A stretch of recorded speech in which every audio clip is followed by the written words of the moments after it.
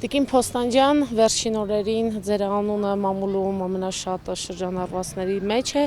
պատճառն այն է, որ Նիկոլ Փաշինյանը օրեր առաջ Երևանում տեղ ունեցած իր քարոզարշավի ժամանակ ձեր հասցեին վիրավորական, ասես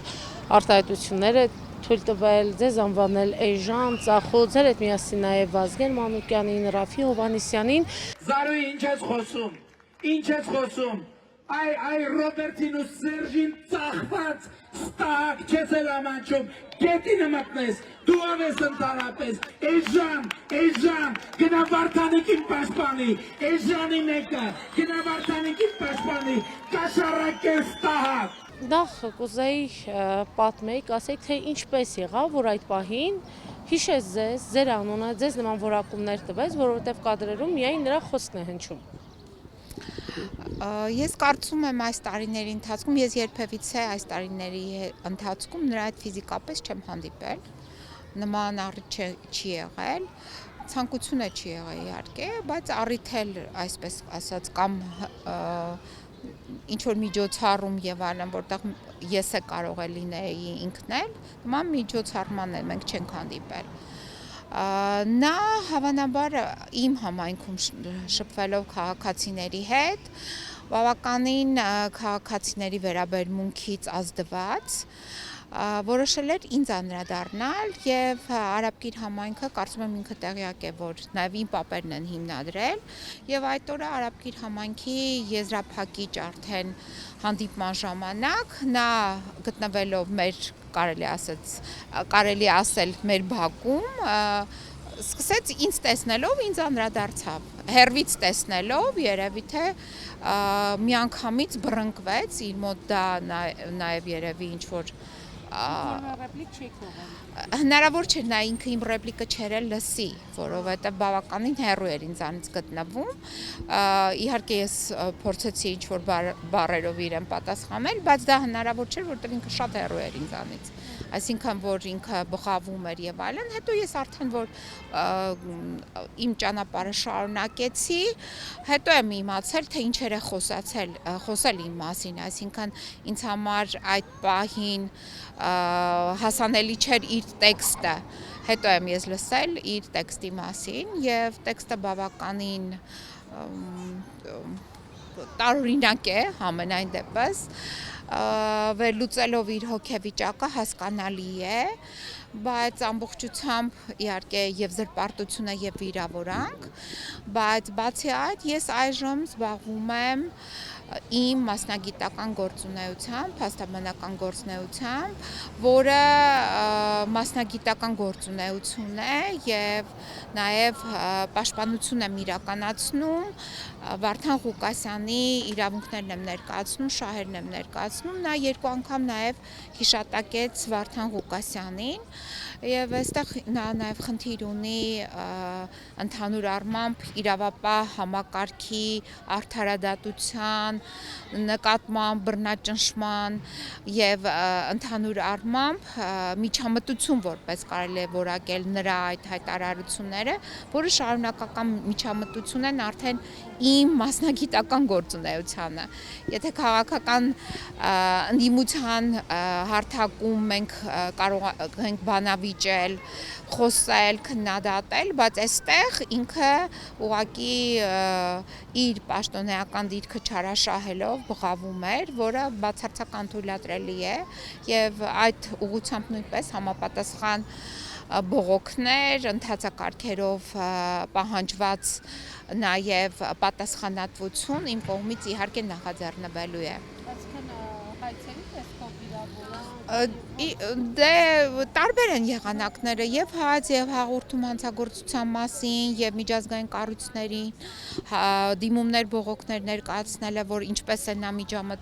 միջամտում դատաքննությանը, այստեղ դա ակնհայտ է, այսինքն փաստաբանը դա հատուկ կարգավիճակ ունեցող անձ է, ով պաշտպանում է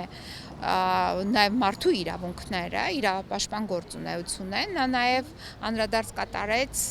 բավականին կոշտ, կոպիտ որակումներով իմ իրավապաշտպան գործունեությանը, որը իհարկե անթույլատրելի է։ Տիկին Փաստանջյան, ձեզ Փաշինյանը անվանեց ես կրկնեմ էժան, ծախում, այս վիրավորանքներին որպես հակադարձում, դուք իրեն ինչպես կդիմորոշի։ Գիտեք, այդ որակումների տակից ինքը պետք է դուրս գա, շատ դժվար է լինելու, ինքը դրա տակ է մնացել։ Հիմա այդ որակումները այնպիսին են, որ միայն բղավելով չէ, հնչեցնելով չէ, դրա պատասխանը պետք է տրվի։ Եվ այդ դրա պատասխանի տակից ինքը չեմ պատկերացնում ինչպես կարող է նա այդ պատասխանը ինձ տրամադրել, հետևաբար այդ պատասխանի տակ է ինքը այդ բառերի տակ է ինքը մնացել։ Այսպես ես կարող եմ բնորոշել, որակել իր ասածները։ Տիկին Փոստանջյան, օրեր առաջ երբ Փաշինյանը հայք հավաքաշարի ժամանակ ինչպես նախոսում ձեզ տեսա, բարկացավ, չղաձգվեց, վիրավորվեց, այդ օրերին հեռացանցում շատ ստատուսներ եղան, հիշեցին, որ դուք ժամանակին պաշտպանել եք նրա իրավունքները, ավելին նա վախեցել է, բռնել է ձեզ, չի թողել քրեակատարողական հիմնարկից իր մոտիստեղ, կհիշեք դուք այդ օրերը, կպատմեք ինչ հոգեվիճակում էր նա, ինչպիսի հարաբերություններ եք ձեզ հետ, ինչպես եք նրան պաշտպանում։ Գիտեք, ես երբևիցե նրա քաղաքական ընկալումները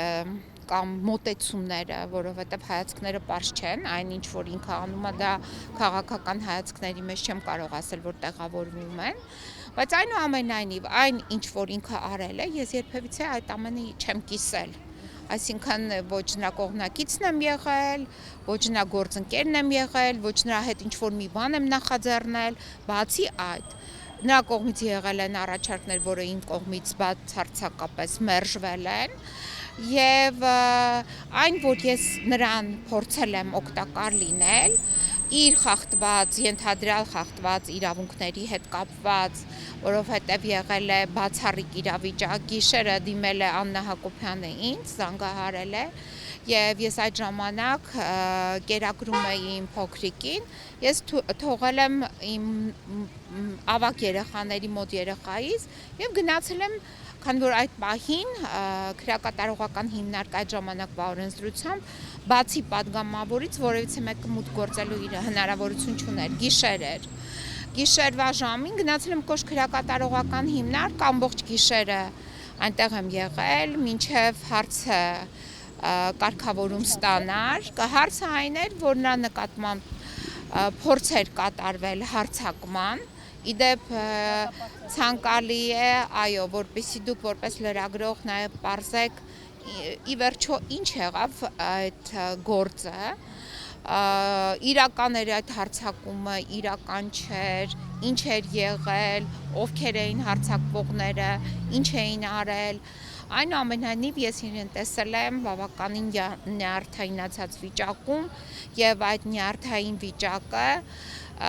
ինքը ցանկանում էր հանգուցալուծել միայն այն որոշմամբ, որ իրեն այդտեղից տեղափոխեին այլ քրեակատարողական հիմնարկ եւ ինքը չունենար շփում այլ կալանավորների ազատազրկված անձանց հետ։ Ասում էր, որ իր վրա հարձակվել են, խոսքեր էր օգտագործում, այդ նույն խոսքերը, որը այն օրը, որ այստեղ բղավում էր, չեմ ուզում ցիտել այդ խոսքերը, այդ խոսքերն էր ասում, որի նկատմամբ ուզեցել են կատարել այդ գործողությունները, ես չեմ կարող դա ասել, որտեղ ես դրա նկատեսը չեմ եղել, բայց այն, որ ինքը շատ նյարդայնացած վիճակում էր, դա ակնհայտ էր եւ դրանով էր պայմանավորված այդ ամբողջ գիշերը այնտեղ լինելը, քրեակատարողական հիմնարկի ծառայողների հետ իր հետ նաև այդտեղ գտնվելը, մինչև հարցը հանգուցալուծվեց եւ նրան տեղափոխեցին այլ քրեակատարողական հիմնարկ, արդիկ քրեակատարողական հիմնարկ։ Ուղղակի ես չգիտեմ հիմա համեմատություններ անելուց, այդ նյարդային վիճակը տեսնելուց, բայց նաև նրա սին մեղադրանքները իմ նկատմամբ ինձ համեմատելը այլ անձանց հետ, ովքեր որ նախագահ են եղել Հայաստանի Հանրապետությունում կամ թեկնածու են եղել, ես երբևիցե որևիցե նախագահական ընտրություններին չեմ մասնակցել, թեկնածու չեմ եղել, որոշումներ չէի կարող ընդունել, Հետևաբար այդ իր նյարդային վիճակը ամենայն դեպս նաև նյարդային վիճակն է, որ նրան դրդում է, միգուցե ես չեմ կարող ասել այս պահին նա ինչ հոգեկան վիճակում է գտնվում։ Լավ, դուք քննարկում ձեր գնահատականը տվեք նրա վարքագծին, պահվածքին, բառապաշարին, հենց այդ նույն օրը Արաբ գիրում մի քանի միջադեպ է եղել, մասնավորապես բժիշկի հետ է միջադեպ եղել, քաշքշել է կնոջը, վիրավորել է Արթուր Օսիպյանի հետ է վեճ եղել եւ նրանք կարծես կալանքի են տարել, մի քանի միջադեպներ են եղել եւ նա կարծես հավասարա ինքնատիրապետության փորձում է դուրս է գալիս, մարդկանց համբալ է անվանում, ռադիոքաշի է ասում։ Գիտեք, 8 տարի նա ներկայացնում է Հայաստանի Հանրապետության գործադիր իշխանության առաջին պաշտոնյայի կարգավիճակը, այսինքն նա այդ կարգավիճակում է հանդես գալիս։ Նա ներկայացնում է այդ պաշտոնը, այդ պաշտոնատար անձն է որպես հանդես գալիս։ Եվ բացի այն, որ ինքը այո, չէր փայլում հրաշալի լեզվով, այսինքն այնպես չէր, որ նա ժամանակին շատ հաճելի էր խոսում, գրական լեզվով էր խոսում, գրագետ էր խոսում եւ հարգալից էր վերաբերում քաղաքացիների նկատմամբ, նա նաեւ այսօր այս բառապաշարը, որը ինքը բերել էր իր նախորդ հոդվածներից եւ գրքերից, հիմա տեղափոխել է արդեն հանրային դաշտ եւ հանրության հետ այդ շփումների ընթացքում օգտագործում է, այսինքն սա նախկինից եկող ծանրաբեռնվածությունը իր նախկինով պայմանավորված խոսքերն են։ Իսկ այդ օրը Արաբգիր համայնքում մենք եկեք չշփոթվենք, որովհետև Արաբգիր համայնքը մշտապես անկախ նրանից ով է նախագահը եղել, ինչպիսին են եղել ղեկավարները, մշտապես գրեթե գերակա դրսևորել է ընդդիմադիր ընտրություն, այսինքն մշտապես ընդդիմությունը հաղթում է, համայնքի բնակիչները այդպիսին են, և դու գնում ես ինչ-որ մի տեղ, փորձում ես հյուրընկալվել, այսինքն ինքը իր ոտքով եկել է համայնք, Արաբգիր համայնք, և արաբգիրցիների հետ շփումների մեջ ինքը պետք է իհարկե նաև գնահատեր, որ իրեն կարող են հղել սուր հարցեր, այնպիսի հարցեր, որ դա իրեն բացարձակ դուր չգա, բայց ինքը փաստորեն պատրաստ չէր և իր հետի շքախումբը ներկայացուցիչները նույնպես պատրաստ չէին և այդ իսկ պատճառով արդեն այդ բռնկումը և իհարկե նախորդով ծանրաբեռնված և նաև իշխանության կորուստի վախը շատ գործոններ կան։ Այդ օրը ուղղակի ի ցույց դրվեցին հանրությանը և այդ օրվա կուլմինացիան ինձ անդրադառնալն էր, ինձ տեսնելը և այդ դրանից ավելի այդպիսի հայտարարություններ անելն էր։ Համենայն դեպս ես այդպես եմ